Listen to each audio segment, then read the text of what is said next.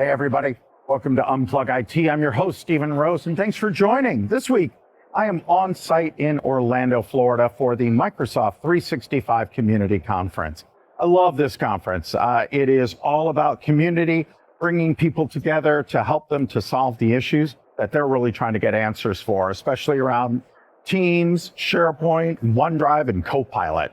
Yesterday, great keynote from Jeff Teeper talking about what's next for all of those products. Lots of demos, some really cool announcements. I'm here on the Expo 4, and you can see a lot of different vendors here, and the Microsoft booth is right there where they're talking about Teams and Viva and Copilot.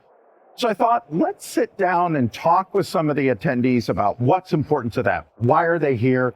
What's keeping them up at night? And what are they looking to learn more about? So you can know what everybody thinks. With that, let's take a look at some of the videos.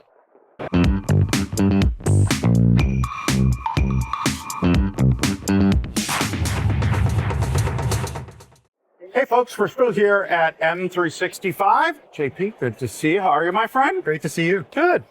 Talk to me about kind of why you're here this week. I know you're doing some press stuff, but what have been your takeaways from the conference so far? And even more so, what you're hearing from attendees?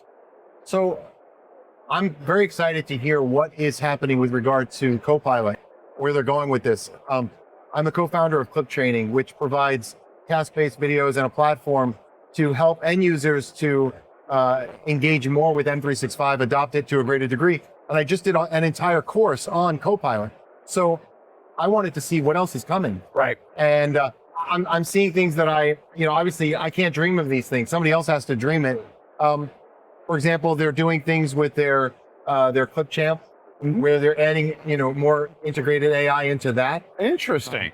I'm going to a session soon on that with Stream and what advancements they're making. I got a chance to see some of the things they're working on with Teams, where one of the things in the keynote was to go from FOMO to JOMO, right? The fear of missing out to the joy of missing out. Right. I thought that was pretty neat because, you think about it, if you're late to a meeting and you want to catch up, what do? Do you wait and then read the transcript? Right. But with Copilot, it will give you the summary right then and there. You'll be caught up in a heartbeat. Right. And now you can actually jump into the meeting and participate from a different level. Or take a day or two off and know you can come back, have that all done for you, what those action items are, and that really becomes a key thing. One of the things that I'm seeing as I work with a variety of clients is the better people are using Teams, the better Copilot is going to work.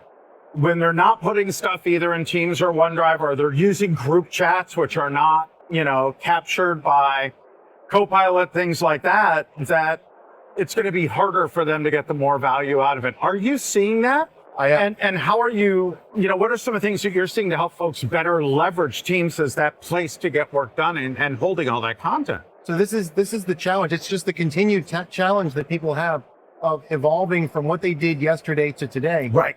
We're still seeing people working on documents by sending emails back and forth instead of putting it into Teams and using the collaboration that's built into Teams. And I think we're going to see more of that even with Copilot. You're going to have these tools, they're being paid for, but if you don't adopt them, if you don't start using them, they're wasted. So I have this illustration. It's kind of a funny visual. Imagine if we had flying cars, and if the CEO of the company gave everyone a flying car, and you don't even have to fly it. It takes off, brings you to your office, lands. It's very safe. But what he finds is that every day people are still driving themselves to work. Right. Why? Well, because they're afraid. Yeah. Right. It's new. They're not used to this. So how do you get them to adopt a flying car? You've given it to them, but they're not using it in the way that you've desired. And so then they're not getting the benefits of an easier commute to work. And so it's the same thing with M365. Just because you've given it to them doesn't mean they're adopting it. Whether it's Teams or SharePoint or now Copilot, you could be paying for all of this, incredible solution of communication, collaboration, cooperation, and getting nothing in return, right? Because the people aren't using it. So I believe that the key to that is more training.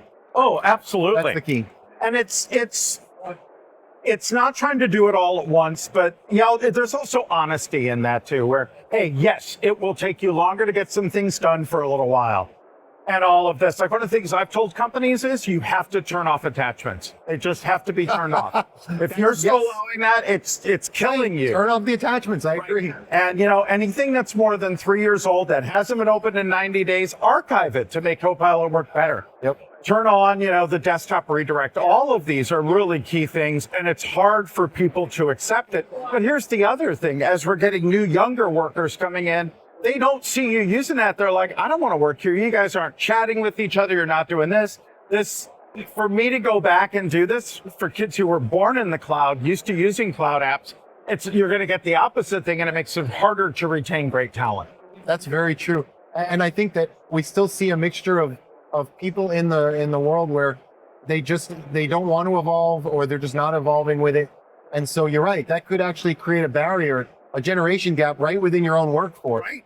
And it kind of behooves you to then get the seasoned, the legacy, workers to adopt these, newer methods, right? They have to. Yeah. It's for their own good, and it's for the betterment of the entire company. Absolutely. And you're always going to get that, I like to call it the 70-15-15 rule. 15% of people who are first adopters jump on everything.